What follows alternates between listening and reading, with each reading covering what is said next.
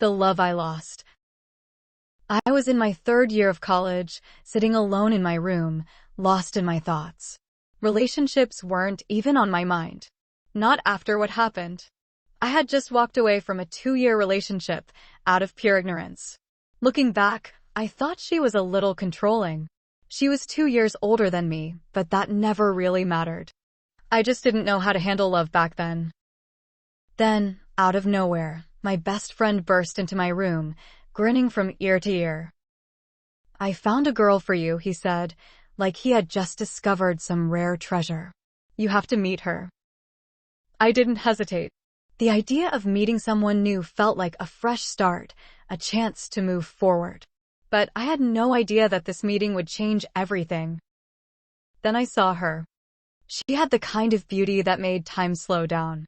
Big, deep brown eyes that held a whole world within them, framed by long, dark lashes. Her skin was smooth, the color of warm honey, glowing under the soft light.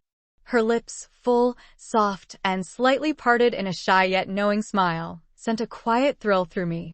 Her hair cascaded down her shoulders in effortless waves, catching the light just right.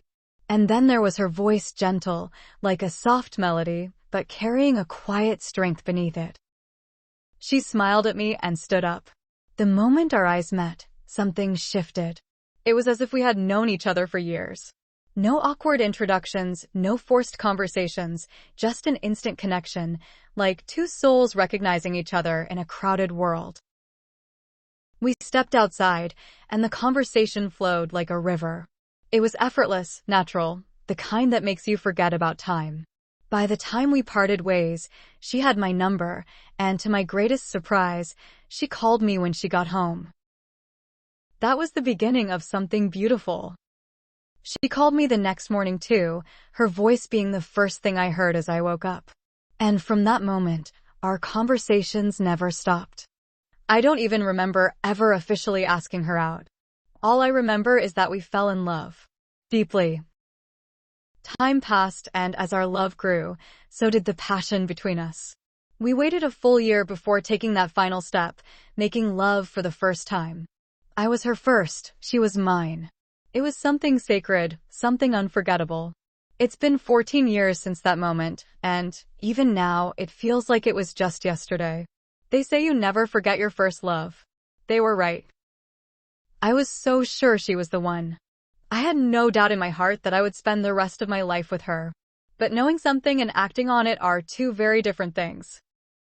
After graduation, I moved back home, a few hours away from where we had built our love. She was an indigene of that state, and that's when the trouble began. At first, everything was fine. We kept the communication going, but over time, the distance started to gnaw at me. She was still young, living under her parents' roof, without the freedom to travel whenever she wanted. I, on the other hand, could have gone to see her. But I didn't. I was selfish.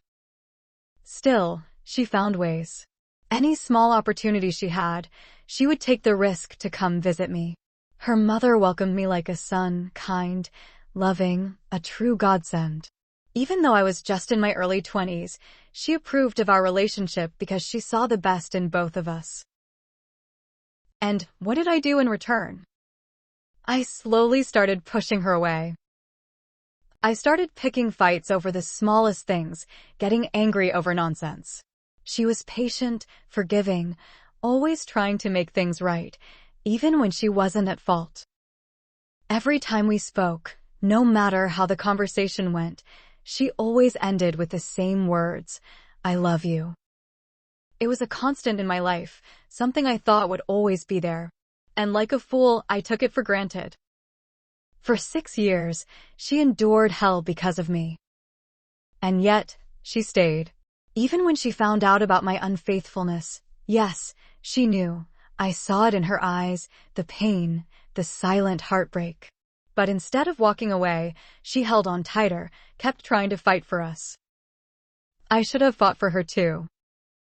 But I didn't. Then she relocated to my city for me. She needed to stay with me for a while, and I treated her worse than I ever had. I made her weep.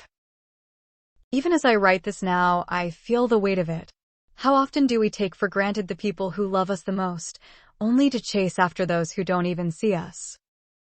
Then, one day, she got tired.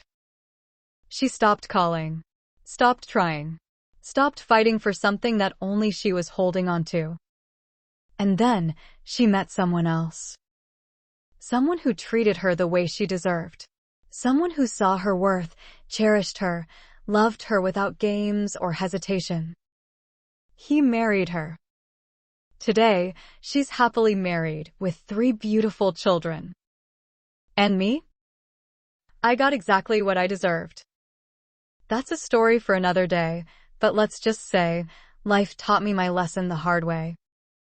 Now, I sit here, looking back at the greatest love I ever had, the love I let slip through my fingers. I have no relationship, no wife, no family of my own. All I have are memories. And the echoes of a love I once had and lost.